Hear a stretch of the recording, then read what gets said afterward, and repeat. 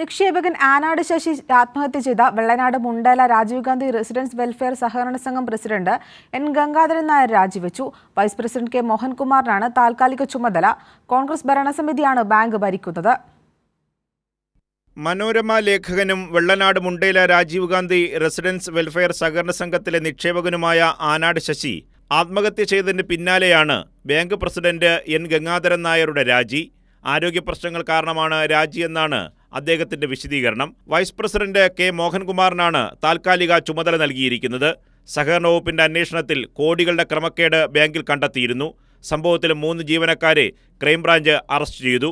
പിന്നാലെ മുൻ പ്രസിഡന്റും കോൺഗ്രസ് നേതാവുമായ എം മോഹൻകുമാർ ആത്മഹത്യ ചെയ്തു. നിക്ഷേപകർ പണം തിരികെ ലഭിക്കാൻ ബാങ്കിന് മുന്നിൽ വലിയ പ്രതിഷേധം നടത്തി. പക്ഷേ കോൺഗ്രസ് നേതൃത്വം നിക്ഷേപകരെ കൈയൊഴിഞ്ഞു. ഇതിന് പിന്നാലെയാണ് ബാങ്കിൽ 1,68 ലക്ഷം രൂപ നിക്ഷേപമുള്ള ആനാട് ശശി ആത്മഹത്യ ചെയ്യുന്നത്.